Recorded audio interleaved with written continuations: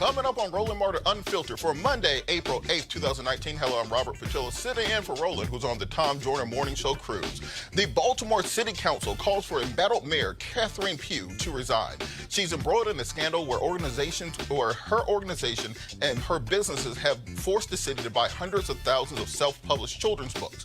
Also, Cook County State's Attorney Kim Foxx speaks out about attacks on her handling of the Jussie Smollett case in Chicago. The Chicago Police Union and 30 suburban police chiefs have called on her to step down. She won't. We're going to hear more about that. A suspicious and disturbing pattern of 3 fires at black churches in a parish in Louisiana. We'll talk live with a reporter covering the story. A routine traffic stop in Louisville, Kentucky ends with a black teenager in handcuffs. The video shows the fear young black men face in even seemingly routine interactions with police. There is a lot of concern over this video in the community. The head of the local Urban League joins us. Also, Joe Biden and his hands-on style of campaigning has raised the question of whether the Me Too movement has gone too far. Melody Spann Cooper, the owner of radio station WVON in Chicago, thinks it has. She joins us live. It's time to bring the funk on Roland Martin Unfiltered. Let's go.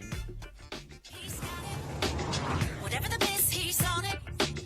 Whatever it is, he's got the scoop, the fact, the find. And when it breaks, he's right on time and it's rolling. Best believe he's knowing. Putting it down from sports to news to politics. With entertainment just for kicks, he's rolling. It's on go, roll, y'all. It's Roland Martin, yeah. Rolling with Roland now. He's funk, he's fresh, he's real, the best, you know he's Roland Martin now.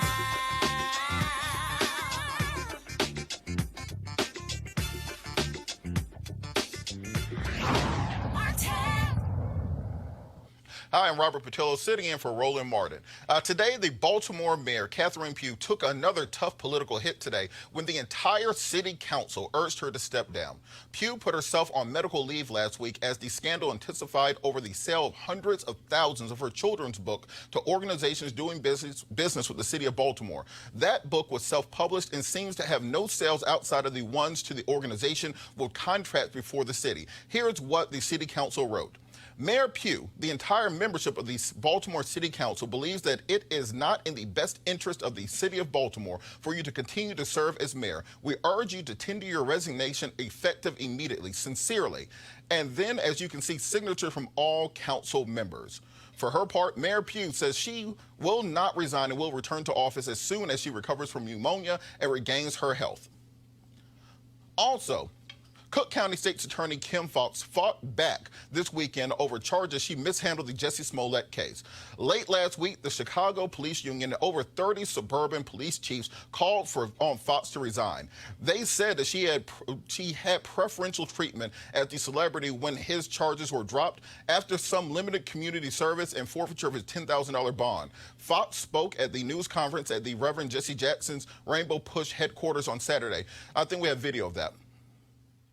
I ran for this office in 2015 because I believed that we needed to have a new vision for how we looked at our criminal justice system and the drivers of violence in our community.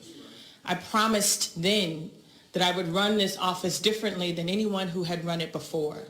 I promised then that I would look at how we used our system related to low-level offenders and focus our attention on the violence that plagues so many communities. I have said repeatedly that we have to fix the history in this city or in this county related to wrongful convictions. I have spent the last 2.5 years dedicated to a conviction integrity unit that has vacated over 83 convictions. I have worked to make sure that men and women who were wrongfully accused were able to get their lives back, including 58 men and women who had convictions from a corrupt police officer. The last 2.5 weeks and the attacks on the credibility of me and my office. What I've said continuously when I recused myself from this case was that I was not involved. But I will also say that our office over the course of the last 2.5 years has used diversion or deferred prosecution with great frequency.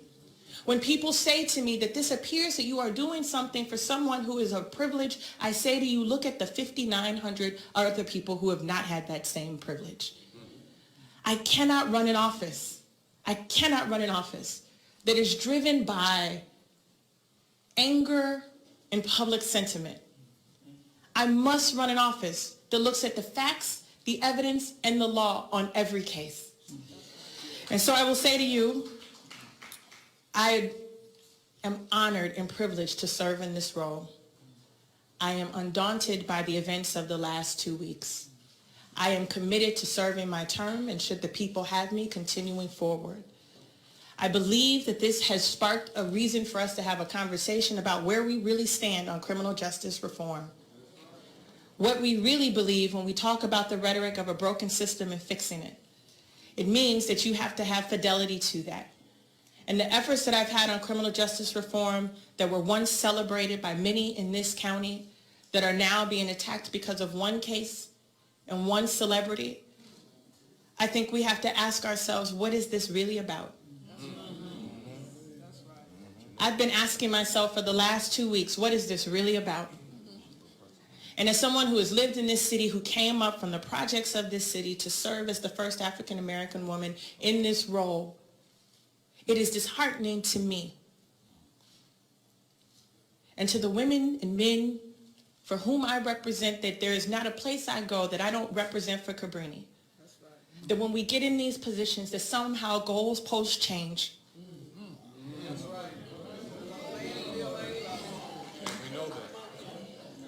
Somehow when you do the best and that you put our office on national standards, there are people watching what we're doing in Cook County around criminal justice reform, and yet. So I will tell you that this is personal. It's personal.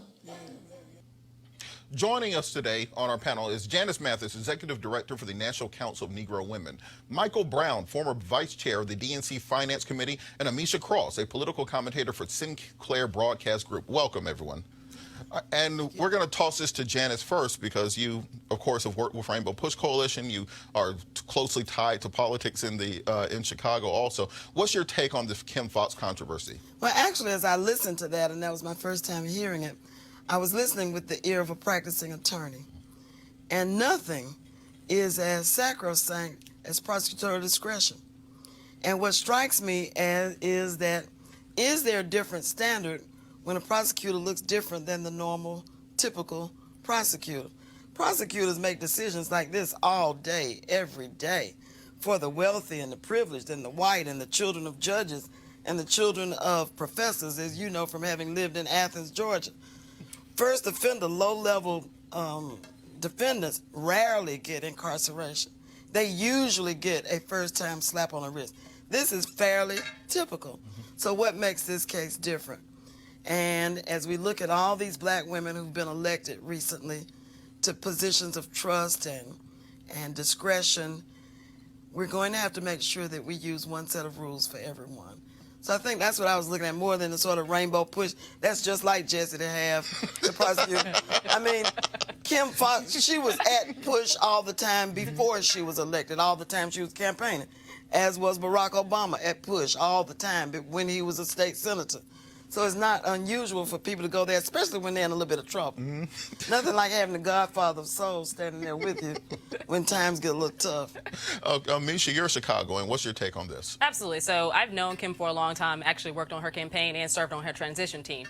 I think that, as was previously stated, you have someone who used prosecutorial discretion, who has come out and said there was not enough evidence there to be able to actually prosecute him in that way. So I think that it was very smart. In addition to the fact that there has to be an understanding that the police officers across Cook County, as well as those within CPD themselves, have had a hard line against Kim Foxx since she took that office, in particular because of the extreme changes that she was going to make to the system. Criminal justice reform in Chicago has been a long time coming. Police brutality cases continue to mount, and we know that. We have watched police officers just last week bust down the home of a single mom with 4 kids, weapons drawn on the mom and the children, find out they're at the wrong house.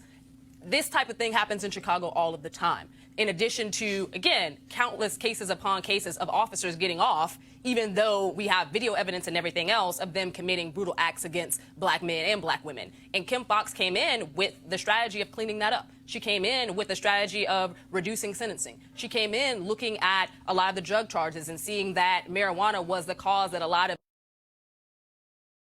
up and their dreams shattered in the city of Chicago. And I think that for anyone who was a voter in the city who understood what the city looked like before she got there and the work that she's been doing, the move to protect her is very real.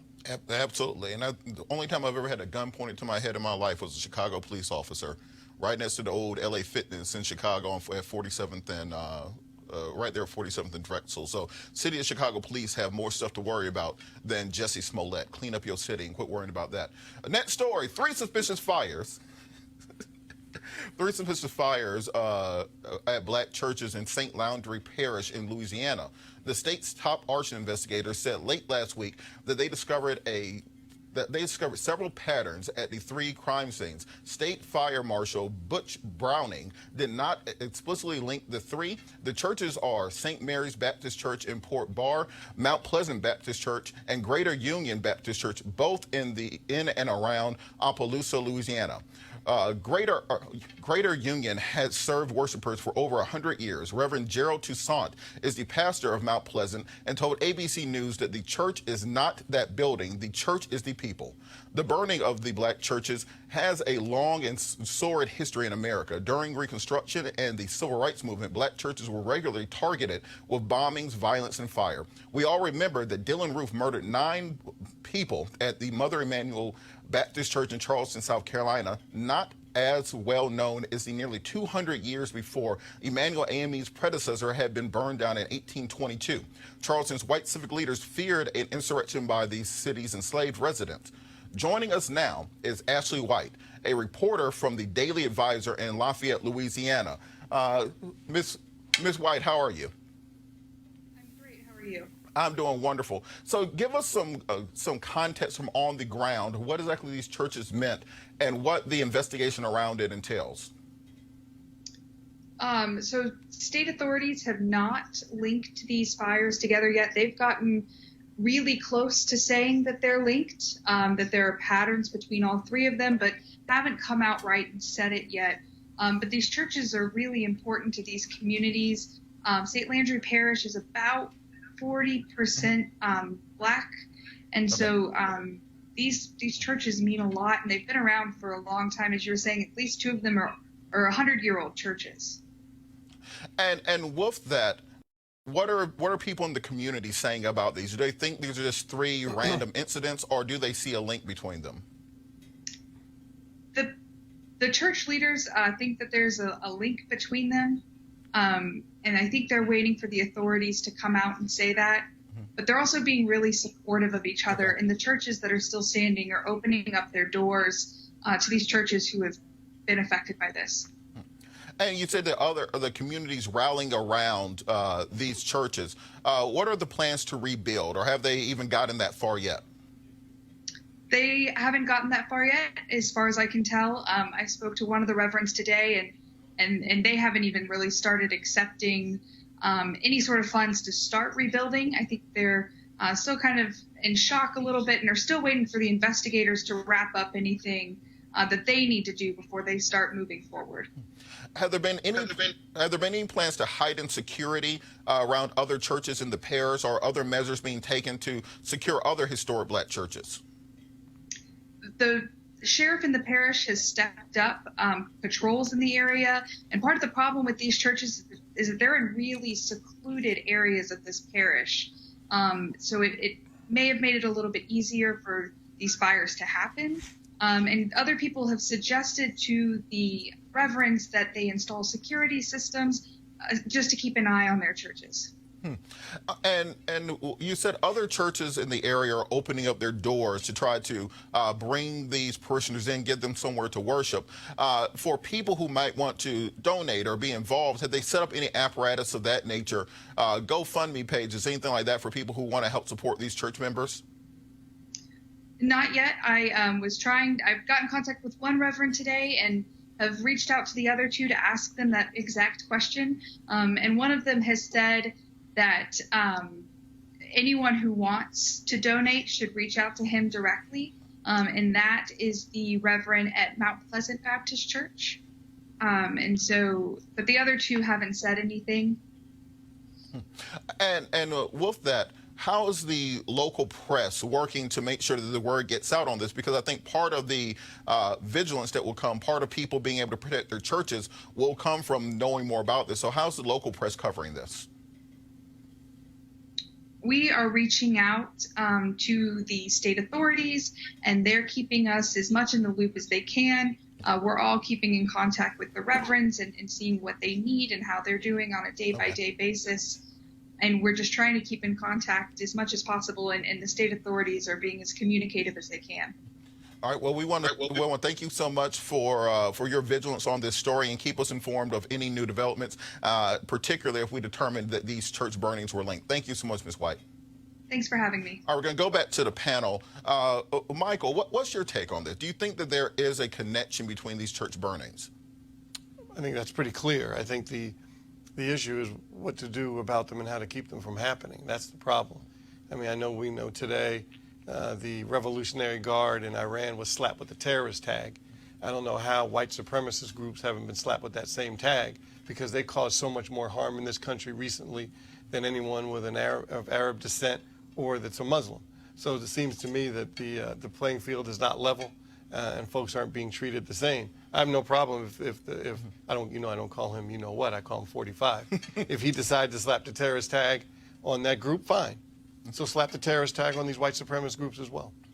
Janice, how would that work? How would we be able to identify kind of an ambiguous idea as being a terrorist group? Because the group, they changed their names, they changed their affiliation, but the same ideology stands. How exactly can we fight back against this rise in white supremacy?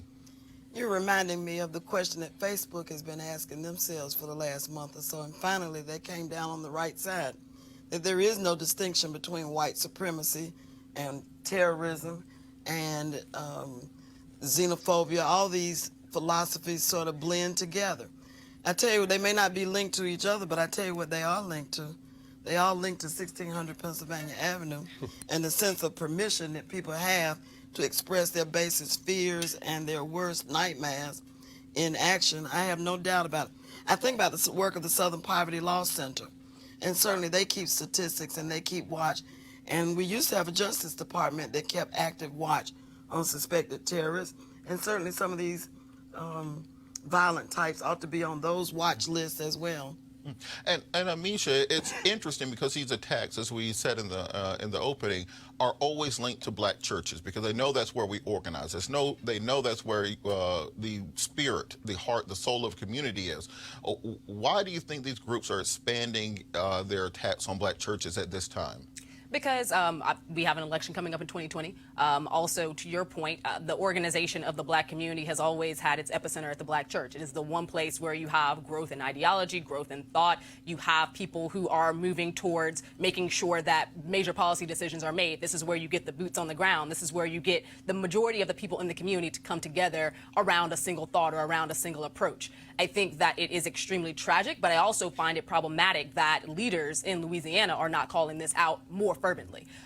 If this had happened and it was another group or another group of individuals, let's say it was the Muslim community, you would hear something that's very different. Jewish community, you would hear something that's very different. When it happens to the black community, it is really shameful that we have, first and foremost, have a president who seemingly carte blanche is okay with this going on. He has not rebuked it in any real form, but he has also given rise to people who already had these innate senses and thoughts amongst themselves, but now feel it necessary to act those out. And I think that as we continue moving forward and watching the rhetoric of this president and this administration continue to go unchecked, you're going to see more issues of violence against African Americans. Well, on that point, Michael, you're a former DNC finance chair. We see a lot of politicians show up at black churches around election season. They'll sit in the pews, they'll shake the tambourine, sign, they'll kiss the first lady, all those things. But when black churches are getting burnt down, they get very recalcitrant in calling those things out and actually supporting those churches, actually putting police guards around those churches. It shouldn't be the onus just on the churches. If you know these churches are in danger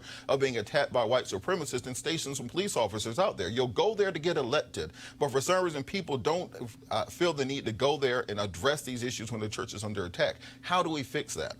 And of course, full disclosure, as a former elected official here in D.C., depending on the pastor, they won't let you come in and out. You got to sit for the whole service. Yes, and so, you got to pay the love offering. Love offering is real. When you run for office, you get a lot of church. But you know, I think you're right. There has to be a partnership between the communities, the police departments, the elected officials, and the churches. And you know, but if you talk to some pastors, they don't like a police presence. So it's almost on a case by case because they don't want people thinking that they're in danger, and they want people to come and worship in peace. So it goes, I think, in both ways. I know a lot of synagogues feel the same way. A lot of mosques feel the same way, and temples.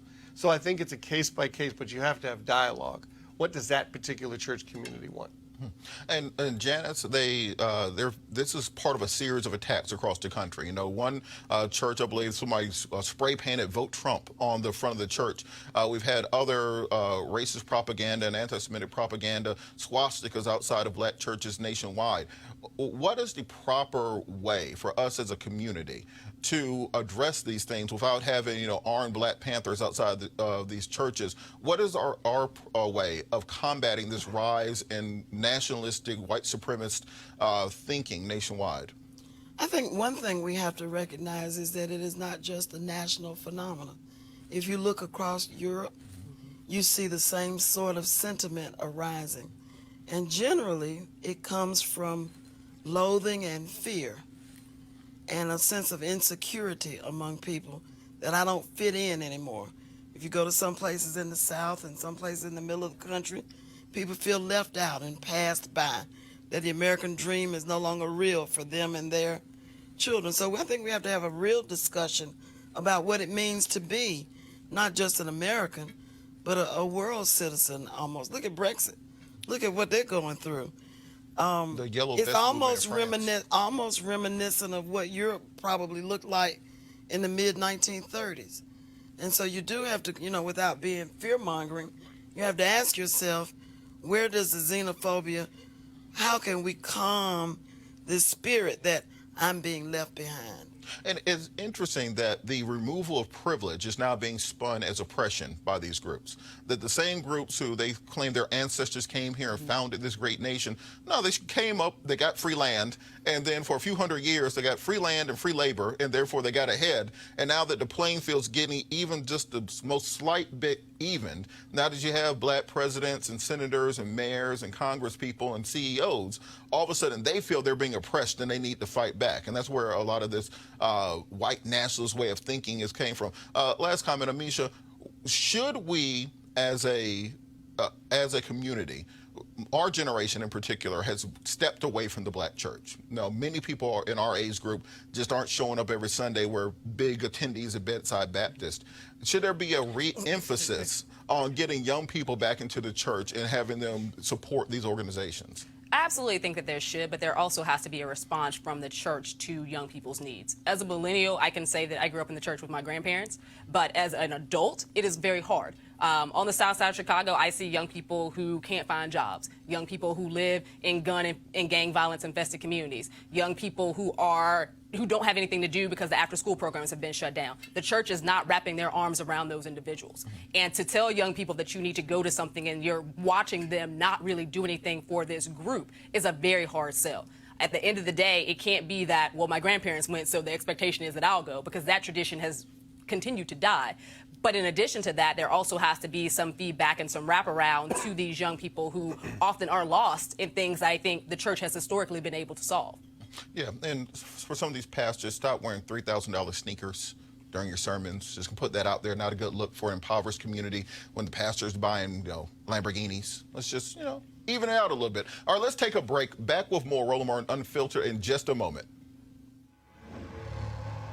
Hey fam, I want you to like, share, and subscribe to our YouTube channel, youtube.com/Roland S. Martin. And don't forget to turn on your notifications. And now a word from one of our partners. You have plenty of pictures in your home, but you've never seen anything like this before. Introducing Easy Tile, the world's first photo tile made of sleek and ultra lightweight glass. Easy Tile makes it super simple for you to use their exclusive app for iPhone and Android to upload as many photos as you like. Then they print them out on tempered glass. Your order arrives on your doorstep in just days, and that's when the real fun begins. Because with Easy Tile, you'll transform your living space with a gallery wall that will amaze each and every guest. Easy tiles are even simple to hang. No hammer and no nails. And because they're mounted on small risers, they appear to float on your wall. Easy to order, easy to hang, and guaranteed for life. Now you can save 30% on any sized order, plus get free shipping on the order of 4 or more. Just download the free Easy Tile app at easytile.com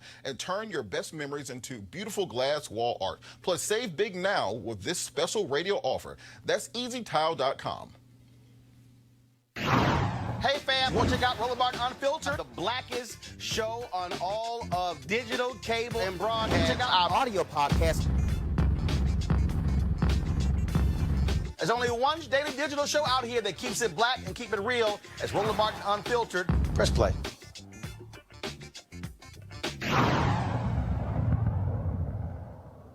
Look, there's no such thing as a routine traffic stop if you are a black man. Going through your mind is a fear that you will be beaten or tased or even shot. Thanks to newly released body cam footage, we can see this all play out for a teenager, Tayon Lee, and his mother in Louisville, Kentucky last summer. He was pulled over for an improper right turn. The body cam footage of nearly 18 minutes long, we have edited down to 6 minutes, but even at that length, you will get the picture of what happened. Let's go to the video. You know what I'm stopping you for? Man, when you turned on here onto Dixie, or 18th Street, you turned in the far left lane, you're supposed to turn in the right lane. So there's 2 lanes. That's the reason why, man. Are there any weapons in your car? No drugs? Awesome, man. Do you have your ID? No, you ain't got any guns, right? You good, brother? That's cool, man. Come on. Do me a favor, put your hands on the steering wheel. Yeah, man, do me a favor, grab your phone and your wallet, stick it on the seat. Why? Because I'm telling you, or it's going to fall out when you get out of the vehicle. Why are you taking me out the vehicle? I'll move it up here for you. Mama, they taking me out the vehicle. You want to hop out? Get out of the car. They telling me to get out the car now. And that's the reason why I didn't want anything on you. I don't want to break your phone, brother. You don't have any weapons on you, do you? I don't. No drugs? Nope. Awesome, man. You turn around, put your hand on the car for me. Switch feet. I don't. I didn't did anything. Why are you checking me for? I didn't say you did anything. So you don't have any. Why did you take me out the car? Do you have any drugs, weapons on you? I don't. I told you that when you asked me the first time. I do mine. Okay, awesome. Well, I'm going to make sure you don't have any weapons, okay? No. Yeah. We're allowed to pat you down. Take a step off the vehicle, please. Me down. So you say I can't search. So can I search your car? Yeah. Awesome. Okay. Well, unfortunately, you did a traffic violation right in front of us. Just do me a favor, hang tight. I'm going to talk to my canine partner, okay? Quit doing the clenching your fist thing, too. Dude, that's some bullshit, man. What's bullcrap? Fucking only day I got off, I just want to go home. We're allowed to get people out of the car. Your heart is beating through your chest when you're on the phone with your mama, and you're narrating to your mom, Mom, I stopped by the police. This is where I'm at. They're getting me out of the car. Oh my gosh. Yeah. When you do all that, it's the same thing that people do when they're trying to hide something from the police and they're trying to take the situation off of it. Just like you're looking back at my partner over and over and over again, like you're waiting for him to see something or for him to do something wrong. It's 2018, young man. We all wear body cameras. It's recording all of it. It records your audio, my audio. It records all that. So guess what happens? If there was something in that vehicle and we go to trial over it, guess what? The jury your attitude, okay? So bring it down. There's no point in it. We're here for you, man.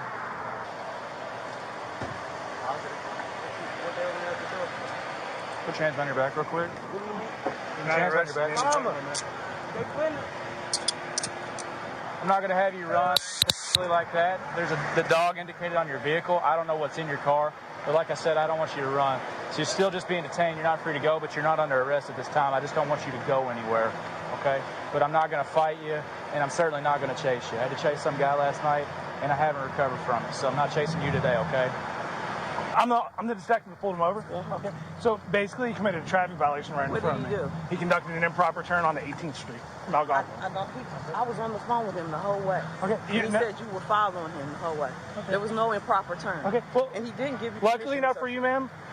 Luckily enough for you, everything was captured on body camera, okay? No, luckily enough for you. Oh, really? But okay. He didn't give you permission okay. to search We the don't car. need his permission, Yes, ma'am. you do. We had a positive indication by the K9, okay?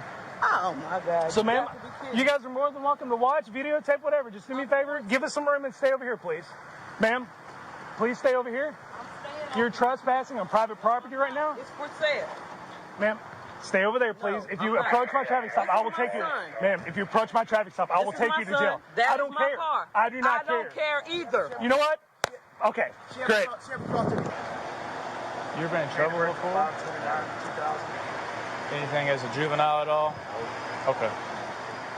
My mom's a fucking private investigator. Fucking ain't never did shit. I appreciate y'all being out here for violent crimes. My son's not violent, nothing. You run his name, he's never been in JCYC, nothing. He got a job. No one said he was a violent crime. No one said he was. Be out the car handcuffed right now. Can you tell me? Can you tell me how to pick out violent crime? Can you tell me how? I don't need to tell you how because they can run across the street too fast and you'll say it's violent. It don't matter at this point. It's your own discretion. No, it's not. Yeah, it is. The reason why you took him out of that car is because you're doing some violent trafficking. Why do you have, if you don't mind me asking, why do you have like this negative view towards the police? What's the deal? What's ever happened in your life personally where you're like, you can give me a good explanation? Absolutely nothing. Really? Fucking graduated. I got a good ass job. Right. I graduated with 3 full-ride advanced scholarships. I ain't never did shit in my life. I've been in the house all day. So what's the problem? Like, why are we in this situation? You? Huh? What you mean? We didn't do it. Pull me over? We made a traffic stop for your violation that you did. All right, man. I don't want to talk. And then you went up here with it. Huh? You did the entire time. I just figured I'd try to understand it, but that's fine. I never understand. Huh? I'll never understand? If I take you out of these handcuffs while he's finishing up, are you going to fight me or run or anything like that? Because initially when we brought you to the back of the car, you're clenching up your fists like you're going to fight or punch or run or whatever. And you've been doing this pacing back and forth thing the entire time. I'll go ahead and take you out of cuffs, but I don't want you to like take off running to your car or fight me. Is that cool? I know you're mad. It is what it is, but I'll take you out of them since they're a little uncomfortable. Is that cool? Huh? You're gonna take me out of them, man. Is it cool? You gonna be chill? Yeah, I'm gonna be chill. All right. The young man had no criminal record, no drugs or weapons were found. The ticket was dismissed when neither of the officers who wrote it even bothered to show up to court. So it was all for nothing. Joining us now is Sadiq Reynolds, President and CEO of the Louisville Urban League. Sadiq, how are you doing? I'm fine, thank you. It's Sadiqwa, actually. Sadiqwa, sorry about that. That's okay. So in this video, we see a perfect example of profiling, because if people notice it's a Dodge Charger and you practice criminal defense, you know that a young black man in a Dodge Charger is going to get pulled over. So how is the community reacting to this? The community is pretty upset, actually, and it's more than just being in a Dodge Charger. The frustration for a lot of community members, myself included, is the location. We know that someone on another part of town would not have been treated in the way that this young man was, and we're very concerned. It's not the first case. I think, this is a city that's really trying hard to be more inclusive, to make strides around diversity and inclusion, and this is just another black mark. And so we have got to work hard. Our police department really does have to do a better job. And what are city leaders saying about this? Has there been any efforts to retrain, reform, anything being put in place to stop this from happening in the future? I don't have an answer for that. Certainly, community members are pushing for some additional training. If this is, in fact, policy, I mean, if you think about the dogs in the 60s and what that feels like to have this young man waiting on the side of the road until they can get the dogs. And that's where I think they run into a legality issue, right? So they have the right to pull him over. That's fine. They pulled him over. They said he made a wide right. But there's no indication, there's no reason for us to believe that they have a reason to keep him held there until they can bring those dogs in. It just doesn't make sense. And this is not the first time this has happened. We actually, as you know, I'm the president of the Louisville Urban League, and one of our board members happens to be the chief circuit judge. And there was an opinion from a 2016 case that says you cannot do this. You can't hold somebody on the side of the road waiting for the dogs to come. There's no probable cause for that. So what's the advice for young people, particularly for young African American males, when they are interacting with police? Because in this case, this young man did everything that we tell them they're supposed to do. You keep both hands on the steering wheel, you don't make any sudden movements, you answer respectively, and he still found himself in handcuffs on the side of the road. So what advice can we give this young generation in interactions with police? I think we have to continue to tell them to do what he did. Keep your hands in sight, follow instructions. I understand that he used some foul language, and some people may be upset about that, but I think he really was very composed. The sad part for us as adults is I don't know what we tell our children. I mean, that is the scary part. I don't know how we protect ourselves. What do we do? Because even when we are following the law, we're at risk. And so I've really been frustrated with thinking about what it would be like to be the mother on the side of the road there and having to watch this happen with your child. I mean, a mother's charge is to protect and to not be in a position to be able to do that. And your child is doing everything you said do, and it's not good enough. I mean, because the condescending conversation, the poking, the provocation, the asking about the juvenile record, all of those things. All we can do is tell our children to comply, do what he did. Call your mom, call somebody when you're getting pulled over, and it still may not work, baby. I guess it worked in a way. He's alive. Well, and that's a great point that you bring up about him being alive, because I think the body cameras are probably what kept that boy alive and from getting into even more trouble. When did body cameras become mandatory in Louisville, and what can we do to kind of push that in other areas? I think we've been using body cameras here for at least 2 years, maybe 2 or 3 years. I'm not sure exactly how long it's been. And what's interesting to me about the body cameras is it seemed as though those officers really thought they were very aware of the cameras, very aware that they were being recorded. And I think they felt very good about their interaction, which I think speaks volumes about the difference in how community feels they should be interacting with police versus how police feel they should be interacting with the community. Body cameras are a good thing, but I also think this country is going to have to be responsive when we see these sort of negative interactions, when we see, this wasn't a shooting, thank God, but we've seen plenty of that, and it's all caught on tape. And so we've got to really make some decisions about how it is that we progress as a country, and certainly Louisville has to make some decisions about what we do moving forward as a city. All right. Well, thank you so much for the work you're doing in the community, Ms. Reynolds. And I think it's important to use this as a teaching moment for other police and other jurisdictions to analyze how they interact with young African Americans in this issue of racial profiling. Thank you so much for joining us. Thank you. All right, I want to hop back over to the panel. Amisha, you work intimately with criminal justice reform. I know police officers and police unions who will say they saw nothing wrong with what officers did there.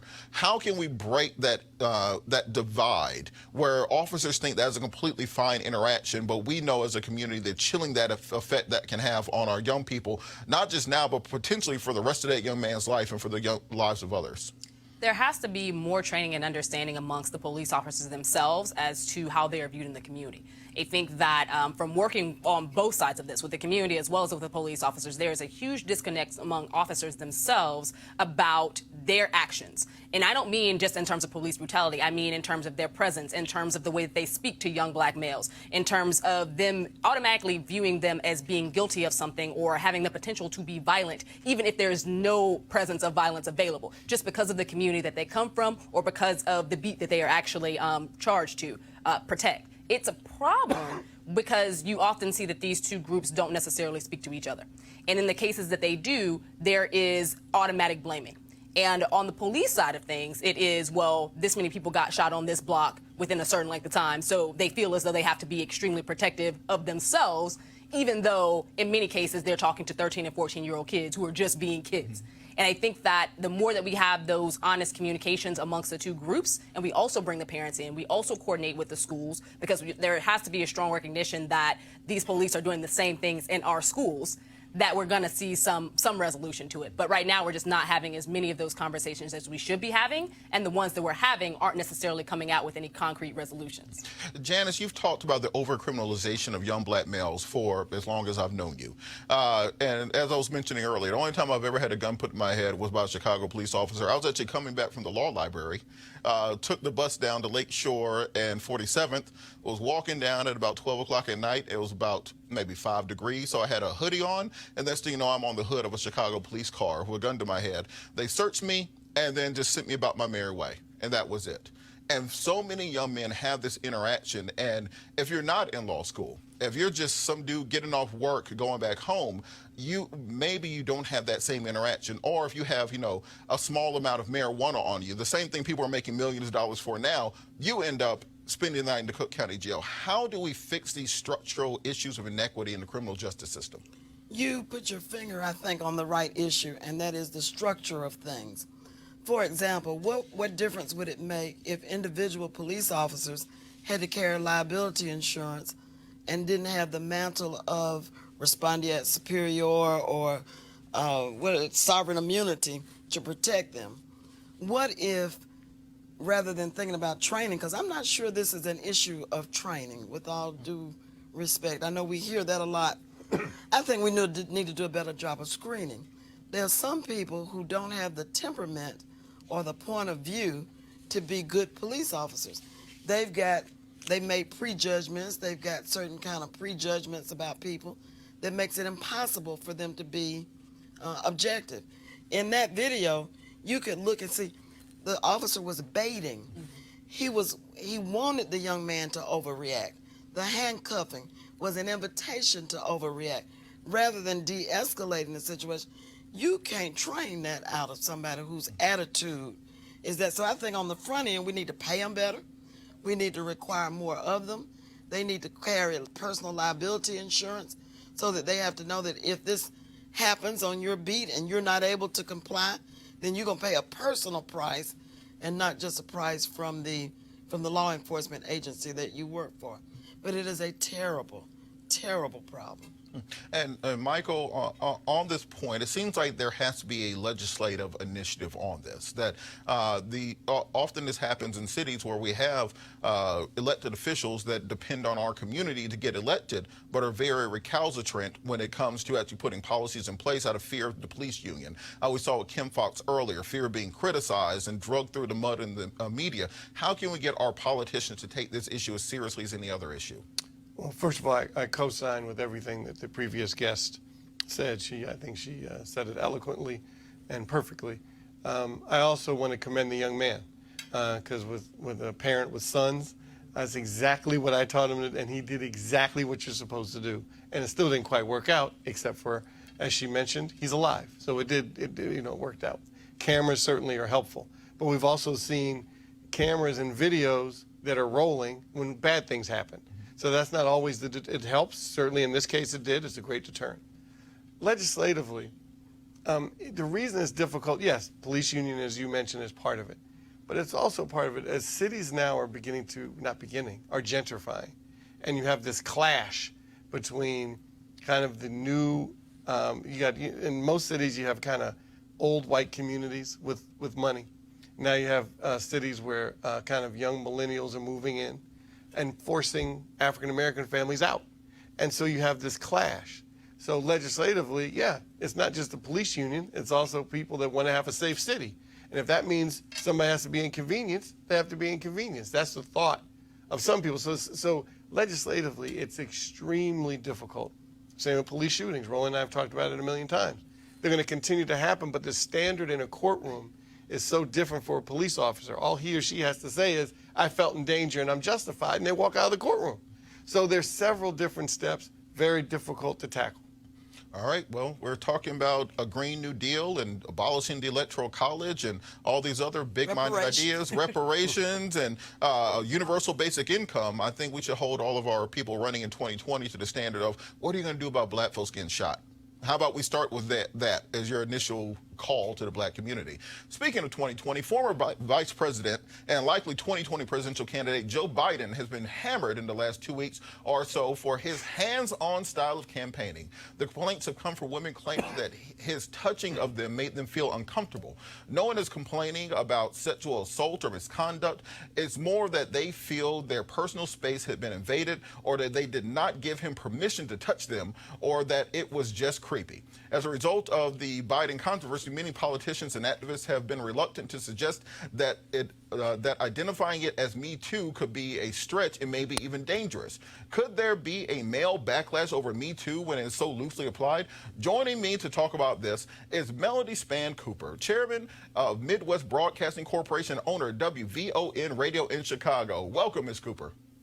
Thank you. Thank you for having me on. And before we get started, I have to acknowledge Misha, who is a dear mentee of mine and doing such tremendous work, as well as Sister Janice Mathis, who I've known over the years through her work at Rainbow Push. So thank you for having me on. The Chicago folks. Yeah, look, the Chicago connection is strong in here. I might start cooking some Harold in the back office. Salt, pepper, mild sauce, fried hard bread on the top. Just letting you know.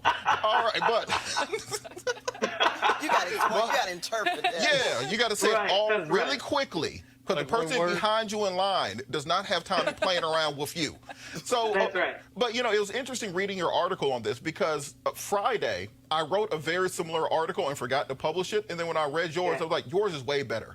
So on this idea of the widening of the Me Too movement, you know, it started off R. Kelly. Bill Cosby has people drugged and knocked out for 50 years. R. Kelly got a sex dungeon full of children. Harvey Weinstein is raping people left and right.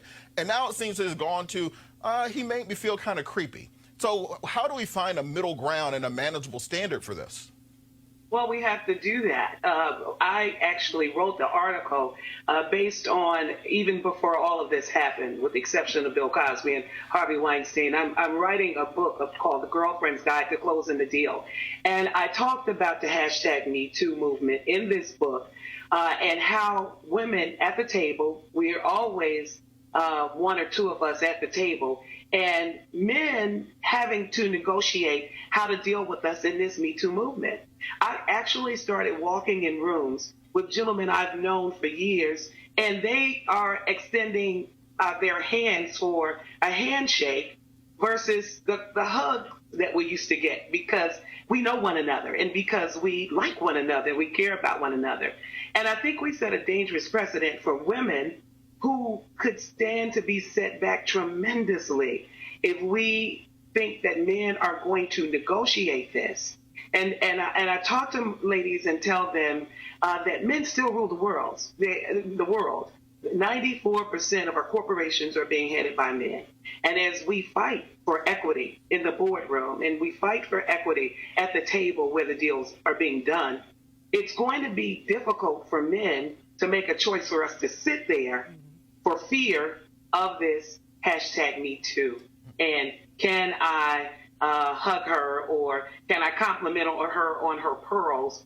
It's a bit much. We've got to find a common ground where we can all sit there equitably and bring our best talents and wherewithal, and not make men feel that any slight, indignation will cause them to lose their jobs, lose their positions, and their livelihoods.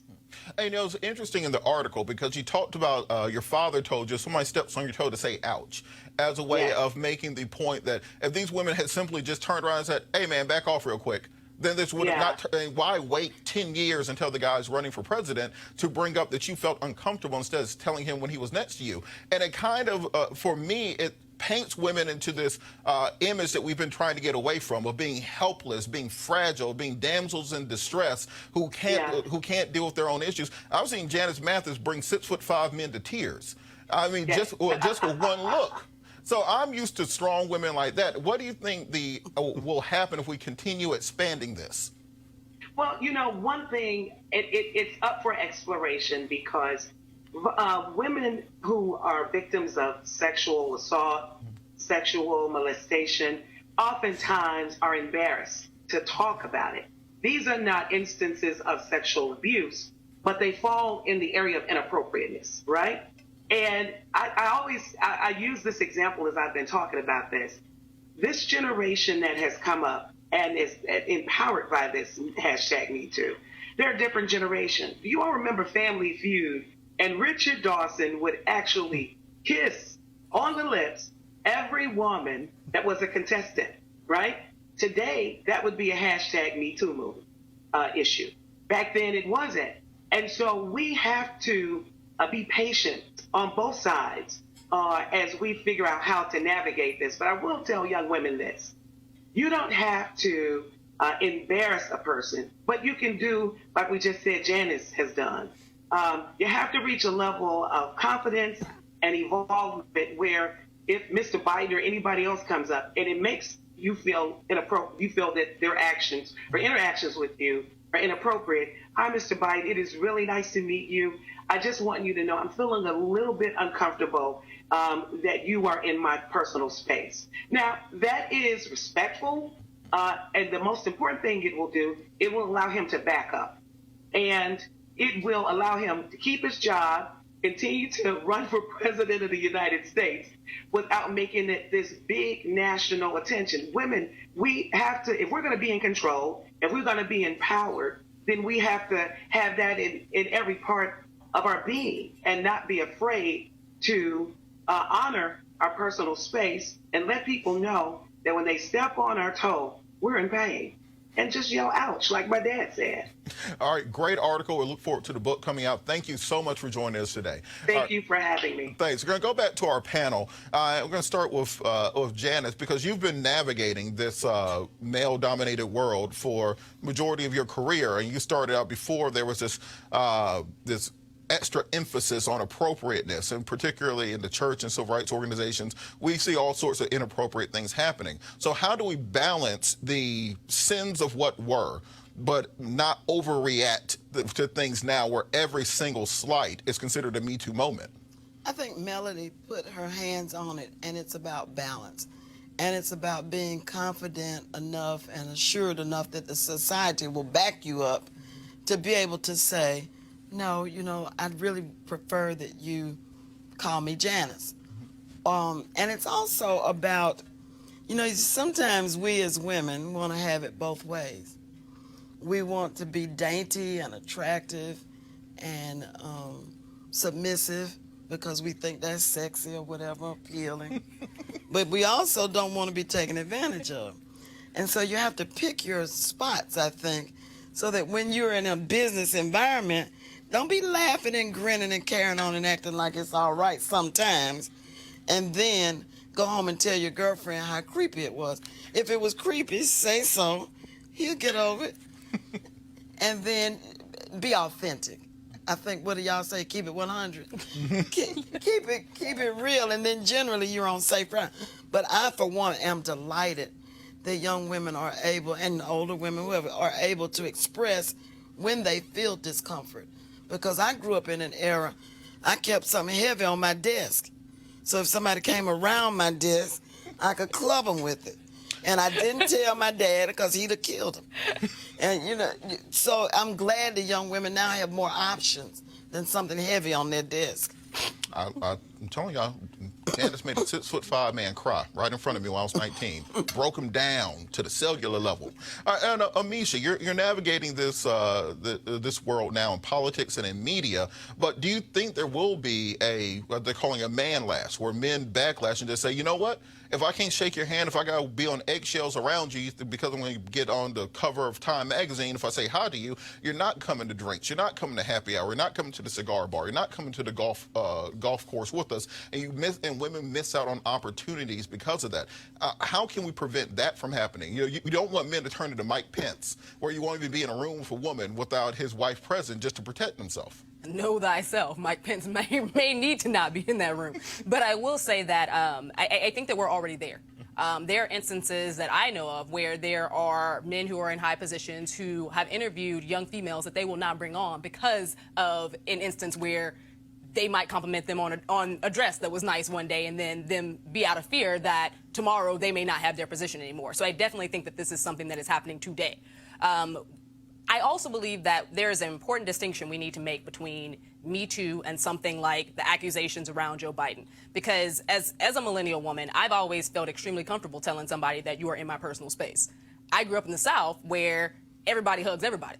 But moving back to Chicago, it's like everybody does not do that. So I think that there's a regional thing. There's also an age thing there. My grandfather hugged everybody. He was a Joe Biden type character himself. I grew up seeing that. But I will say that in a workplace, to Ms. Janice's point earlier, there are young women and women who aren't so young who smile, who are a little bit more outgoing and things, and it seems like they're a little bit more welcoming to that type of behavior. So when you're that person and it's received in that way and that person is returning it to you, it is very confusing to me that a few days later or a few years later, you come back and now this is a problem, when at the time, it didn't seem to be a problem for either of the parties. Right. So I think that there has to be that distinction as well. All right, quick comment from Mike on this. How have you modulated your behavior out of fear of Me Too accusation? Well, first, full disclosure, Vice President taught me in law school, so...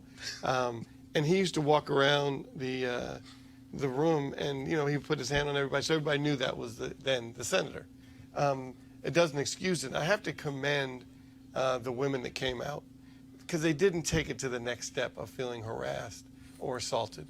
They told the truth, and that also helps in this kind of whole environment of everything so in a microwave oven of politics and ugliness.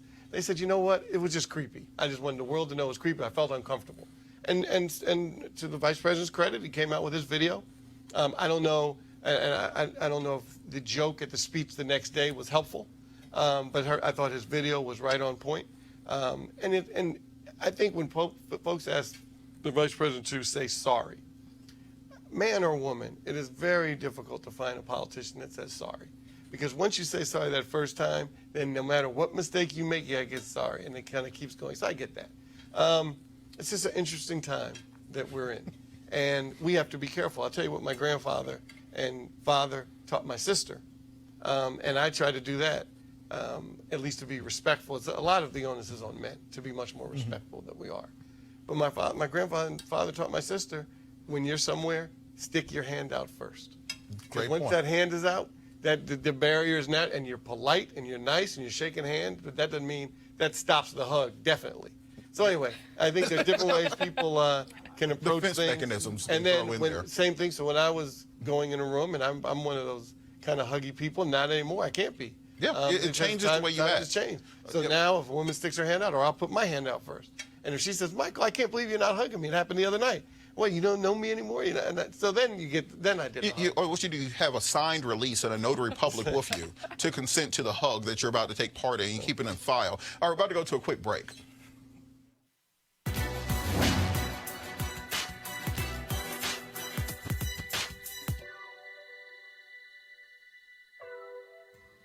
My message is about changing our way of thinking about women in abuses of power. Law professor Anita Hill.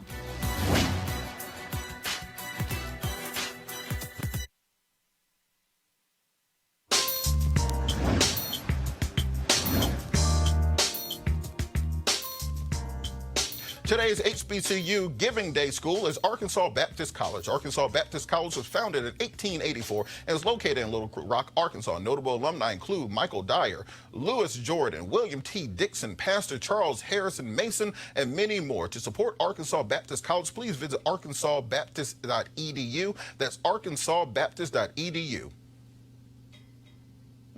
Calling all HBCU alumni, including me, Clark Atlanta University, students and leaders, enter the Ford Motor Company HBCU Mobility Challenge and win $25,000 for your school. Building on their long-term support of HBCUs, Ford is looking to improve mobility in HBCU communities through innovative solutions. The winning program will receive a grant of up to $25,000 to implement their proposal. The deadline to apply has been extended to April 15, 2019. Go to fgb.life for more information and to apply. Ford goes further in our community. All right, we're going to toss over to our panel for some final thoughts. And one thing that I think is the overarching kind of theme that we've seen through many of these stories is the changing of standards and the articulation of standards, whether it be the Joe Biden context of how you change the way you talk to or approach coworkers or people in a professional setting versus the way it was 50 years ago. Standards and consistent standards when it comes to police officers when they interact with people, that you don't treat rich people and poor people differently. You don't treat young African-American men and old white ladies differently, having those consistent standards. So with the shifting of times and shifting of the narratives, how do you think we can get everybody on the same page when it comes to what's appropriate? Because as we said, in that police situation, there are plenty of police officers, a couple of them texted me during the show, saying they saw nothing wrong with that interaction. They thought the police did everything right. And they can't understand what the problem is. The same thing with the Joe Biden situation, where there are many people on one side who say, well, I don't see anything wrong that Joe Biden did, and then other people who say, hey, I don't need no creepy 70-year-old white man rubbing my shoulders at work. You don't need to rub my shoulders to be at work. It's not involved. So how can we get people on the same page on many of these issues? I'm going to toss it to Amisha first. I think that first we have to recognize that culture does shift things. If we're talking about policing issues, one of the things first and foremost is that what we see is that a lot of what occurs in black communities just simply does not occur in white communities. If this was a 16, 17-year-old young white male, we would not have even had that video. He would have got off with a citation, or maybe the police would have just drove right by and not stopped him at all. I think that it's very important that as we look towards where culture is going, that we also take cues from our past that help us to navigate the future. And Janice, we talk a lot about the different way the different generations handle things. As you said, your solution to issues might have been keeping a heavy object on the desk. And I also think we need to applaud the young man's mother in that situation, because my mama would have been under the jail. They would have been taking all of us to jail if you put handcuffs on my mama. Like, I don't think y'all understand exactly how this would have went, and it would not have gone well for anybody. But how do we navigate these cultural shifts, these generational shifts, where maybe the young people can learn not to be so uptight and sensitive at all times, but also we can hold people accountable by today's standards, even though they can use the excuse like, look, I'm old. It was okay back in my day to come rubbing somebody on the shoulders at work. That's just what we did. How can we kind of modulate those two things? I don't know if you will ever modulate behavior to the extent that we probably need to. I think about the 50s and the 60s when we went from a rigidly segregated society to a more egalitarian democratic society. What came first was that the law changed, and people eventually over time adjusted their behavior. The law changed in 1954. I was born in 1954. I didn't go to an integrated public school until 1967. It took a long time for behavior to catch up with the law. And so I think we may be in another one of those moments when it comes to Me Too or police brutality. First, we got to work on changing the structure of things, which was your point. The other thing that disturbs me a little bit is that we can't give up on the project of democracy. We can't let ourselves become so cynical that we think that what separates us is bigger than what binds us together. And so when you see people willing to shave points with voter suppression because they think they may no longer be in the majority, or you see people willing to appoint right-wing judges because they're afraid that the court systems may not favor them as much as they used to, not only do we have to play by the same set of rules, now we have to honor the rules that got us to where we are now. I think that would be helpful. And Michael, piggybacking on Janice's point about changing laws, changing policy, what we saw from the LGBTQIA PK plus community about a decade ago was that they petitioned to change the standard for marriage, to legalize gay marriage. They knew they couldn't do it on an ad hoc state-by-state level, and therefore they went straight for the throat. They got the federal courts to give marriage equality, and we've seen their rights and their privileges skyrocket since then. Us, on the other hand, we haven't been able to have those same either courtroom victories in the last decade and particularly legislative victories for our community in the last decade. How can we push our issues into the legislative space and have candidates take them seriously? Because on the one hand, you have, well, Democrats pretty much count on getting 90% of our vote in every election. And then Republicans figured, I don't need y'all's vote to win, so why bother even reaching out to you? So because of that, it puts us in a kind of neutered middle ground position where we can't really force change. How do we fix that? Well, it starts with folks understanding that elections have consequences. And when you stay at home, you're voting for the other person. And our folks, we are great armchair quarterbacks. We're great the day after the election. See, I told you my vote didn't matter. It doesn't matter. Nothing's going to change anyway. We have to get away from that mentality. That's first. And then black folks have to hold black leaders accountable. You got to hold your own folks accountable. You mentioned the GLBT marriage equality bill.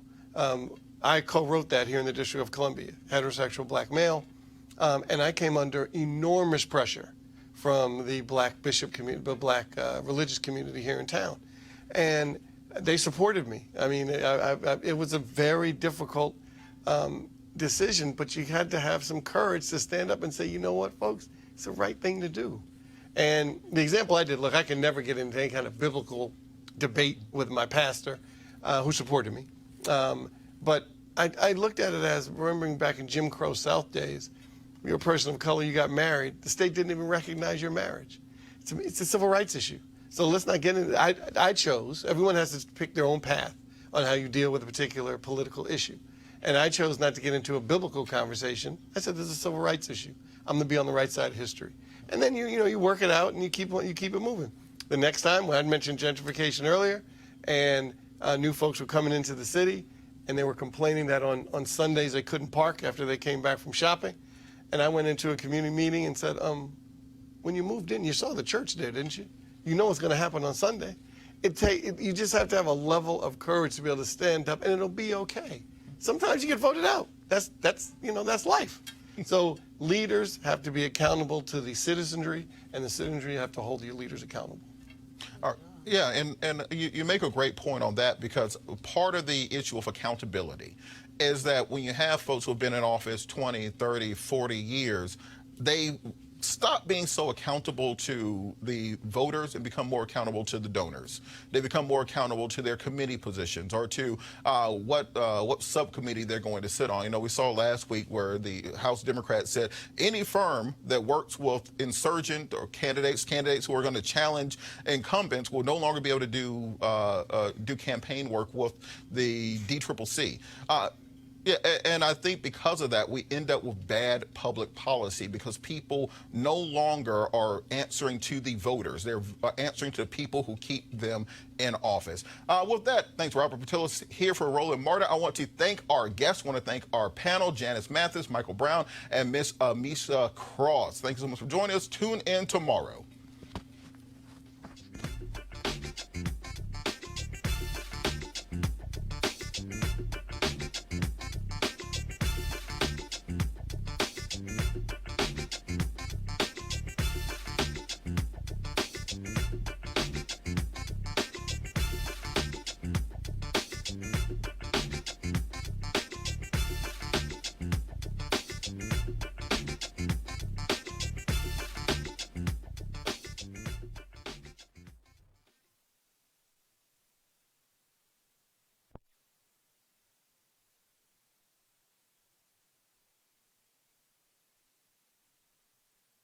You want to check out Roland Martin Unfiltered?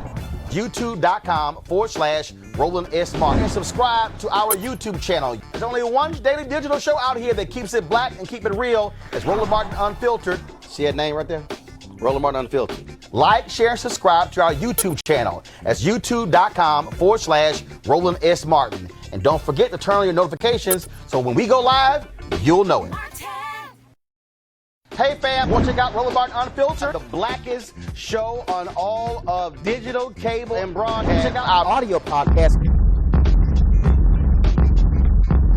There's only one daily digital show out here that keeps it black and keep it real. It's Roland Martin Unfiltered. Press play.